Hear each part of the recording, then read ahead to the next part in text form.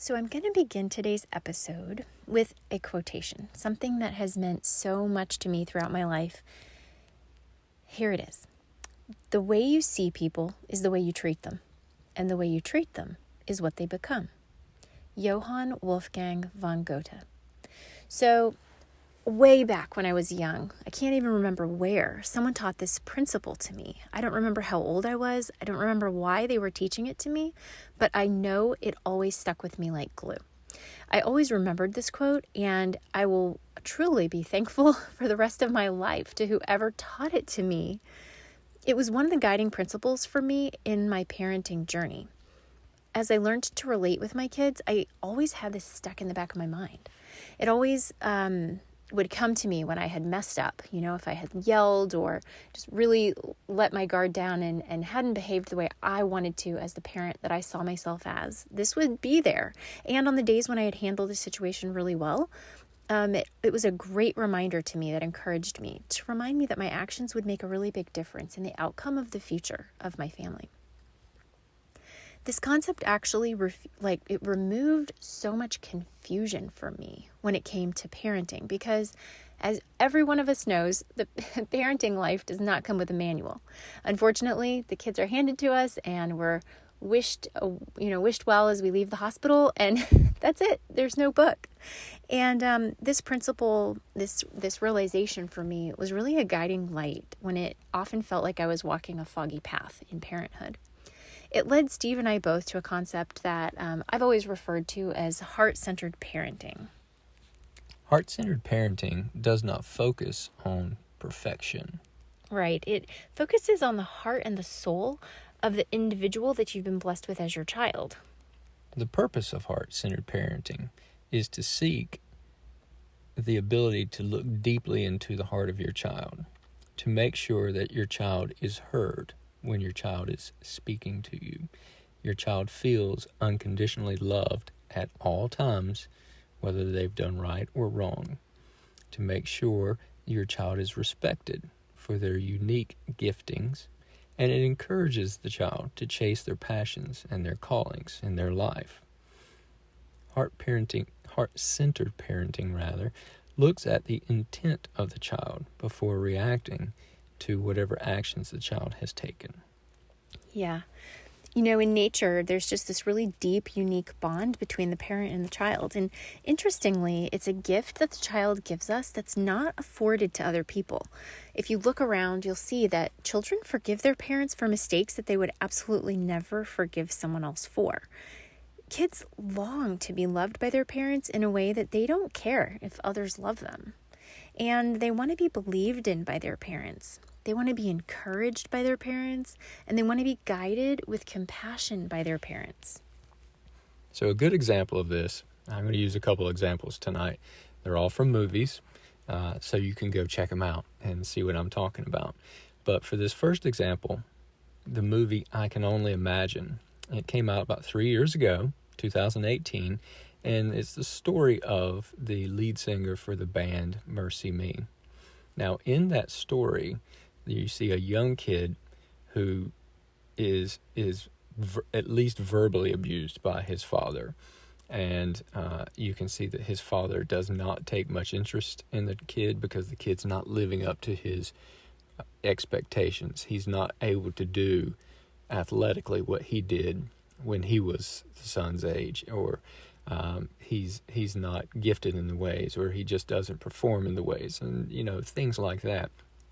And you really get the idea throughout the movie that here's a kid, and then a young man, and then an adult who desperately wants his father to love him, and instead he gets abuse and mistreatment or neglect or just indifference all along the way, until towards the end of the father's life, he turns a corner and he comes back to his son, and they are restored to one another.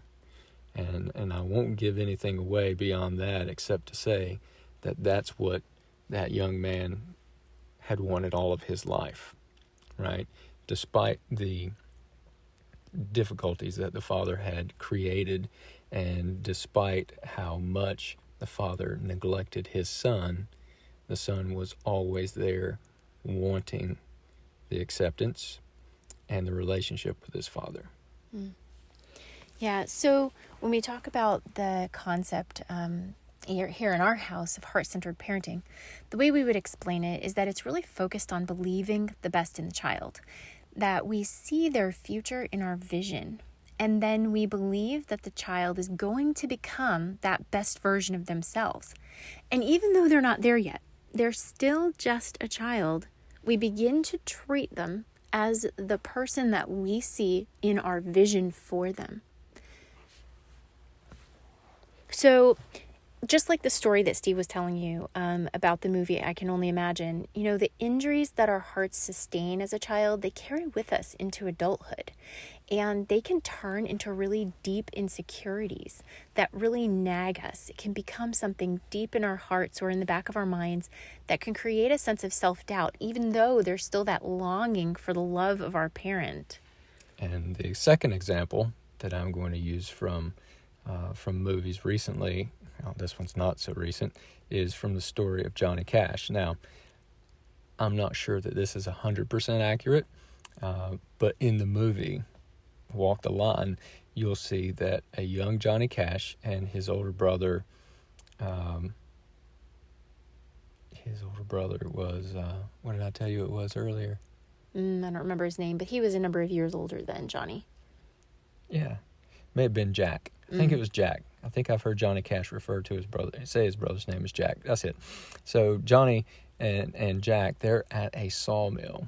And I think Jack is at best a teenager, maybe he's there around 12 or something like that. He's operating a circular saw, and there's a terrible accident, and he's cut very badly.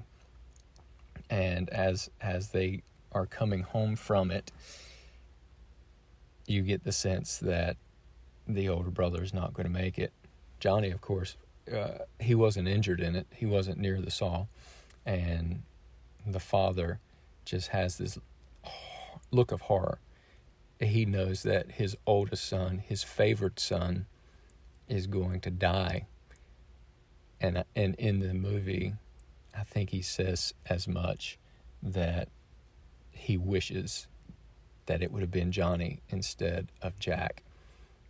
Now, can you imagine the destruction that would create in the heart of a young person? Well, in the movie, you see that that's probably one of many insults of that nature. And I think, if I interpret it correctly, that built in a deep insecurity into Johnny Cash and a bit of rebellion, but at the same time, that desire to be accepted and to be loved by the father. And then that plays out in the movie as well. So the second example of a musician's life where you see that play out, and of course I'm sure that played into his music as well, but that's a different matter. Yeah.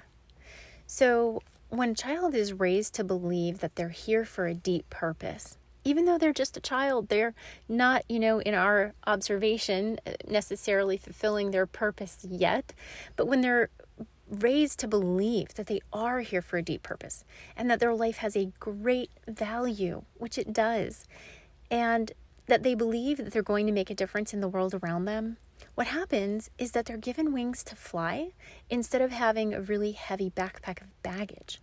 So the way that we treat them when they're small, the way that we believe in them, the way that we speak to them, it really matters.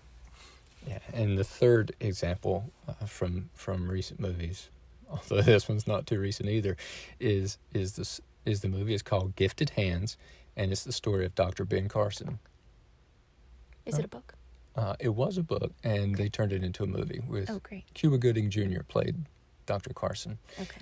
Spectacular movie, spectacular life story, and I'm not going to give so much of that away, except that here was a single mother of two boys in various urban areas, and they were not doing well in school. At least Ben Carson was not doing well in school. I don't know about his brother. And the mother herself was relatively uneducated, and she worked domestic jobs in order to provide for the boys.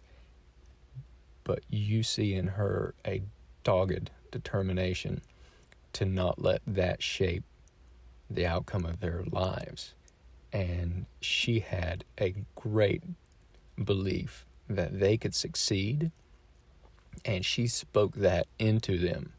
And then on top of that, she reinforced it with expectations of academic achievement and excellence and learning. And then she built into them what you might just call a mindset of success, that they could accomplish great things. And if you know the story of the two Carson boys, they did go on, both of them, to graduate from college and into very successful professional careers after that. Their trajectory could have been something very different had it not been for the inspiration and the belief of their mother. So in our culture, we've really noticed throughout all the moves that we've made, all the people we've interacted with, and there have been so many, that unfortunately there's really a cultural overtone that seems to suggest the children are a problem. That in some way, because they're young, because they're small, because they're not trained yet, because they don't know a lot of things, that in some way they're less than. And unfortunately, this leads to lacking that belief. It seems to take away from the parent's ability to have that vision of who this beautiful human in their possession, in their life, in their, care, who this person is. And, in public, we often have seen parents who will use embarrassment as a discipline tactic. And we know that ultimately deep down, it's because that parent feels powerless. The parent has resorted to any means necessary to try to gain control of their child. But what they don't realize is what the damage is deep inside of their child that conflicts with that vision that they could be having and speaking into their child's life. Or we'll see them put their child down in front of others. And really, that's basically a way to excuse their child in the eyes of others, and also to separate themselves from their child's mistake because they don't want the blame to settle on them. But this again creates destruction. It tears apart the fabric of trust and belief. And it removes again from the parent the ability to have that clear vision of who this child is that they're raising, and to have that belief put into that child's heart that will carry them so far. In our minds, we must absolutely always see the person that the child will become and then treat them that way. So many parents are really confused about how to parent also. Like I mentioned in the beginning, these kids don't pop out with a manual. And so it seems so complicated. And, we see examples around us everywhere that are just wrought with imbalance. And we see examples that aren't tailored to our unique children. Some person says, do it this way. Another person says, do it that way. And ultimately, heart-centered parenting really helps us overcome this problem. Decades ago, if we look at when our grandparents were being raised, for example, parenting was often too harsh. It was disconnected. It would squish the child's unique sense of worth and beauty. You may have heard that old phrase, children were to be seen and not heard. Today, instead, our cultural messages are really mixed and confusing, like I mentioned. It causes parents to feel that their child is an inconvenience, stifling their freedom, and really creating a life of trouble for them. And these messages are just washing over us everywhere we go. We see it in the interactions in families all over the place. And so this can lead the parent to either ignore their child or to be heard. You can overhear parents all the time complaining about how they just cannot wait for their child to move out. And it can also lead to the opposite, where the parents try to spoil their child or they try to befriend their child. And it's all really because they simply just don't know what to do. And children do not need their parents to be their peers. They need a leader. they need a visionary. They need someone who can speak belief into their heart. And that unique bond, that connection between parent and child, the one that allows the child to repeatedly desire the parent's love and be willing to forgive the parent's mistakes more than they would for any other human on the planet, permits this. It permits that parent's vision and belief to sink deeply into this child and propel them into their future. And for the child to forgive the parent when the parent hasn't done it right. You can start over. So if you're listening to this and you're like, oh no, I haven't done it right. Start today. You can begin now. Start treating your child the way that you have, and take some time to create that vision in your mind. And then treat them the way that you have envisioned them. And go from there. So once you enter that realm of heart-centered parenting, you have that vision in place. What happens then is the confusion begins to wash away. So it's no longer so difficult. It becomes more intuitive. You begin to understand what your child needs, and you begin to be able to have that heart-to-heart connection and conversation with your child. It's amazing because it opens up the ability to direct your individual parenting style for your unique child. In our home with multiple children, we found there isn't a cookie cutter method. Each child needs to be related to uniquely. So interestingly, it removed the comparison that we made between our children because we were able to relate to them uniquely, but not treat them differently. There was no ability to do favoritism because each child is seen as an entirely unique person and they're able to be understood for who they are. So it takes away the opportunity for judgment if your child isn't like someone else or living up to an external standard that's artificially being placed on them. It allows them to live authentically for who they are, and it allows them to be cherished for their individuality. But it also doesn't mean that they have different laws or different rules. So if you have multiple children in the home, you are relating to each one uniquely, but they still exist under the same family laws and the same chosen family rules. However, your connection with them, your understanding of them is going to be unique to each child. So I mean when I say that each child will require a different level of attention. They'll require an individual style of communication, and they will actually have love spoken into their heart in a way that's different from the other members of the family. So maybe one child really feels loved when you bring them a surprise gift, and another child really could care less. What they really want is for you to compliment them. Or maybe your other child just really wants a hug, and they don't care if you tell them a compliment, they just need a hug. Or another one needs a really long conversation or an outing. They need to go on a walk around the neighborhood with you and listen to you and have their heart heard. Each person is filled up uniquely in their love tank. But all the same laws and rules will apply. It's just going to be a matter of how you specifically approach each person.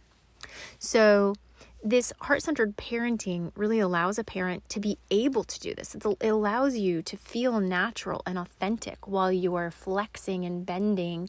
And it's almost like the rhythm of a dance now. It's no longer this confusion, this disconnect, this powerless feeling where you're hopeless and don't know how to parent this child that didn't come with a manual. Suddenly you're able to intuit because you have observed your child. So that would be the very first step. When we were, it was probably 12 years now, we were living in California, and I was pregnant with our third child. And I was put on to essentially a modified bed rest for the last 5 months of the pregnancy. It was quite a challenge with two kids in preschool. And it was an interesting challenge, and yet it was a gift. And what came of it was that I was forced to sit on the couch for the majority of the day. We had friends who would come in and help, people who were making meals. It was a very big blessing. But the bigger blessing was that I had all of this time where I was forced to observe my child, both children. And I couldn't believe the differences and the nuances, the the little unique personality traits and fun things that I got to know about them that I had never had time to notice before. I had been so wrapped up in parenting and laundry and cooking and all the things that life brings when you have little people that you're in charge of and you're running a home. And yet this time of observation was just completely revolutionary to me. And so I recommend that if you'd like to try this method, just begin with observation. You don't put pressure on yourself. Don't try to change everything you're doing yet. Just begin with observation. Become a student of your child first. And then when you believe that you've noticed some things, continue to be a student of your child and then just take baby steps each day. Don't focus on perfection. Just work on connecting with who you are to who your child is and building that bond one step at a time with your child. So if you'd like to know more about this, please do reach out to us. You can find us on our Family Success Secrets page on Facebook, or you're welcome to reply to our weekly newsletter. We do actually get those emails. If you hit the reply button, they come right to our email box, and we would be so blessed to hear from you. So if you're not on our weekly newsletter, there's a really easy way that you can find us. Just go to podcast.familysuccesssecrets.com. And we would love to continue the conversation with you about this. It's been so important in our lives, and we really wanted to share it with you. Something very unique to our family that was such an aha moment, so transformational for us, and has done such a beautiful thing in our family with our children. And it's a real blessing, I think, to the 5 children to know that they are each viewed separately and loved according to how they would like to be loved, and raised in a way that is a little bit tailored to them so that they get the best that we can offer for them. And I think that your child would find that to be quite a blessing too. All right, everybody. We hope you have a wonderful week, and we look forward to hearing from you, and we'll see you next week.